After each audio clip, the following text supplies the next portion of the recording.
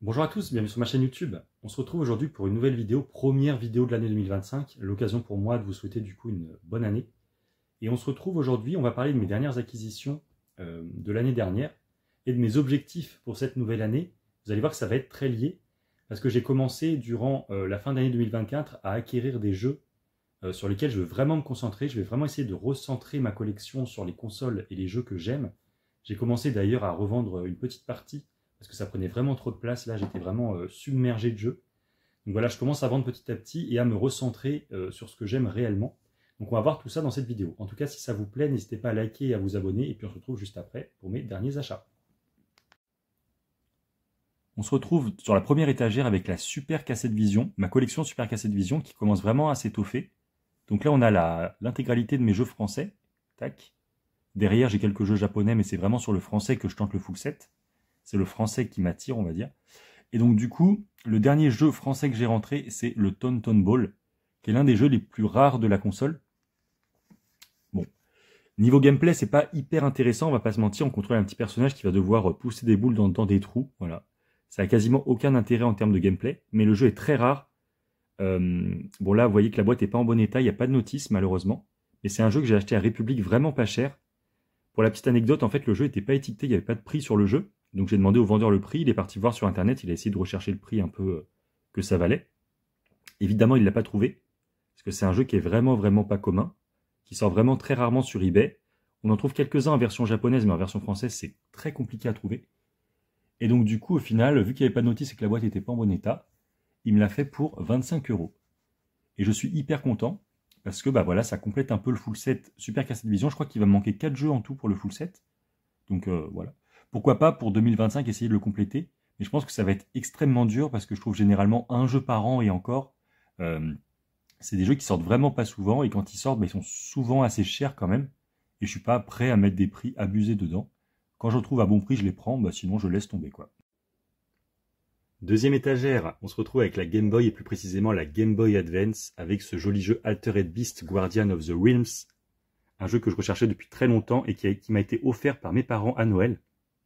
Je leur ai fait une petite wishlist des jeux que je recherchais avec les prix à mettre dedans.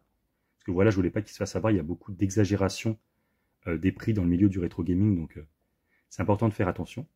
Et donc ils m'ont trouvé ce joli jeu en pâle, en boîte, en très bon état complet. Donc ça fait très plaisir parce qu'Altered Beast c'était mon tout premier jeu ever.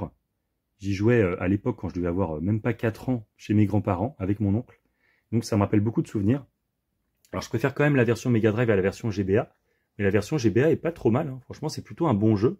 C'est un jeu rare par contre qui est vraiment difficile à trouver en bon état et complet. Et ça complète du coup un petit peu ma collection Sega sur Game Boy Advance. J'aimerais bien avoir tous les jeux, il m'en manque toujours, hein. Donc ça va être l'un de mes gros objectifs aussi pour 2025, d'arriver à compléter cette collection de jeux Sega sur GBA. Ma pièce principale on va dire à trouver, ça serait quand même le Comic Zone, qui est un jeu hyper rare, mais qui a l'air de sortir un peu plus fréquemment en Espagne que dans les autres pays d'Europe, donc à voir si j'arrive à le choper à prix correct. Un peu plus bas dans cette même bibliothèque, j'ai exposé mes jeux HMG 7900, console très obscure, sortie en France dans les années 80. Et c'est en fait un clone un peu inavoué de la Cassette Vision première du nom, qui était une console sortie uniquement au Japon, avec des jeux présentés comme ça dans des boîtiers qui font beaucoup penser aux cassettes audio de l'époque, mais c'est bien des cartouches en fait qui sont dedans. C'est une console que j'aime bien, une console pré-8 bits comme j'aime les appeler. Et en fait, j'avais déjà pas mal de jeux sur cette console, donc j'avais tous les jeux écrits en français, Météorite, Course à la Tortue, La Rivière Sauvage, Trésor du Pharaon et les Aventuriers de l'Espace. Et donc j'ai réussi à avoir tous les autres sur Vinted. J'ai payé 30 € pour les 4 jeux, donc c'était vraiment une bonne affaire, j'ai un peu négocié le prix. Et donc je suis très content. Donc les autres jeux sont en anglais. C'était en fait des jeux qui étaient présentés pour une console Sounddick, mais les jeux étaient compatibles aussi avec la HMG 7900, c'est pour ça qu'on retrouve exactement les mêmes numéros. C'est un peu comme la Vidéopack avec Philips, avec Radiola et tout. Il y avait plusieurs marques en fait qui pouvaient produire leur propre console, mais tous les jeux étaient compatibles entre eux. Donc c'est plutôt pas mal. À savoir que là, j'ai l'intégralité du full set, il manque un seul jeu, le 203. Là, ça va de 201 à 210, mais il n'y a pas de 209 a priori, ou en tout cas le 209 n'a jamais été retrouvé. Donc c'est une console voilà, qui est pas terrible. Il y a quelques jeux sympas, mais les jeux cassette vision, on va dire originaux, sont beaucoup mieux travaillés. Là, on a quelques copies de ces jeux-là, mais en moins bien. Donc voilà. Ça a un intérêt vraiment pour la collection, à savoir que les derniers numéros sont quand même assez durs à trouver. Mais je suis très content du coup d'avoir rentré les 4 jeux anglais, les 4 jeux de la Sounddic.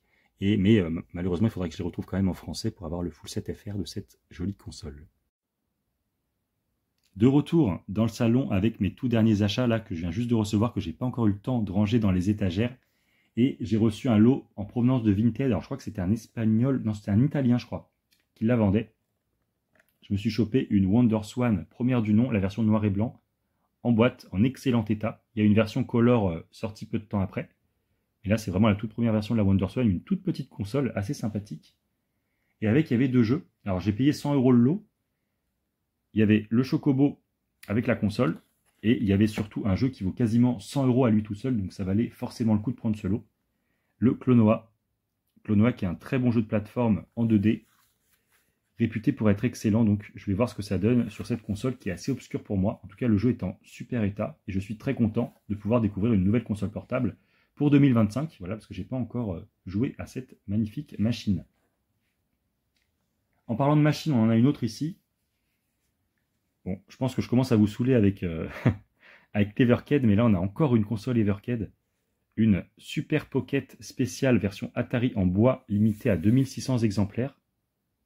Alors j'avais eu la bonne idée de la précommander, parce que là les prix sont envolés, évidemment il n'y a que 2600 exemplaires, donc les précommandes ont été out of stock assez vite, et forcément ça se ressent sur le prix de la console. Donc moi c'est une console que j'adore, hein. Je pense que niveau rapport qualité-prix c'est l'une des toutes meilleures machines. L'écran est top, les boutons sont hyper quali. Vous pouvez faire tourner tous les jeux Evercade dessus. Franchement, c'est un véritable plaisir. Pour une 50aine d'euros, c'est vraiment une machine qui est formidable. Et je suis très content de la rentrer dans ma collection. Et enfin, le dernier jeu de cette vidéo, et après on va passer aux jouets. C'est un jeu Atari 7800. Alors, j'ai pas l'habitude d'en rentrer, mais là, c'est un jeu qui est vraiment pas commun. J'ai réussi à trouver sur Vinted. Un jeu HES. HES qui était une marque très connue à l'époque de l'Atari 2600 pour publier les jeux en Australie. Et là, c'est bien une version française, c'est bien un jeu qui est sorti en France, le Super Skateboarding, qui est un petit jeu, on va dire, de plateforme assez rapide, où on se balade sur un skate et on va devoir éteindre des lumières, éteindre des machines et tout. Voilà, c'est un jeu un peu écolo avant l'heure. C'est un jeu qui est plutôt sympa, assez redondant, mais plutôt sympa, mais par contre, il est hyper rare. Il est vraiment très très dur à trouver, comme la plupart des jeux HES d'ailleurs sur la machine. Donc l'Atari 7800, c'est pas une console que je connais bien, en comparaison avec sa grande sœur, la 2600.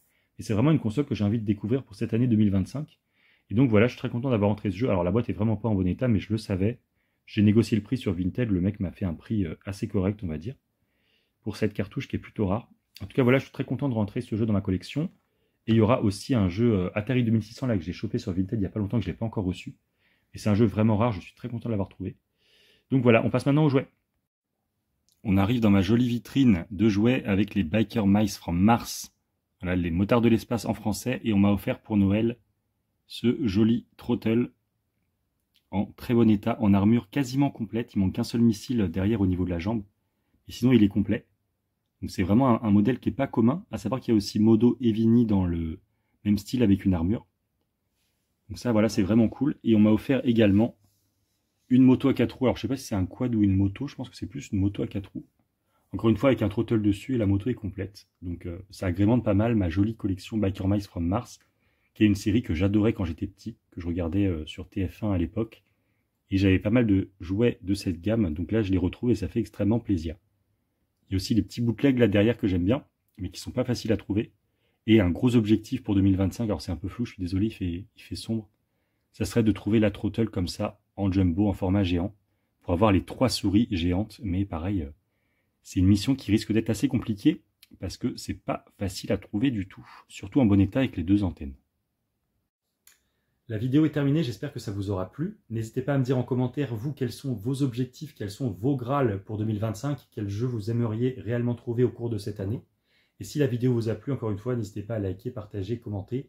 Et puis moi, je vous dis à très bientôt pour une prochaine vidéo. Salut à tous.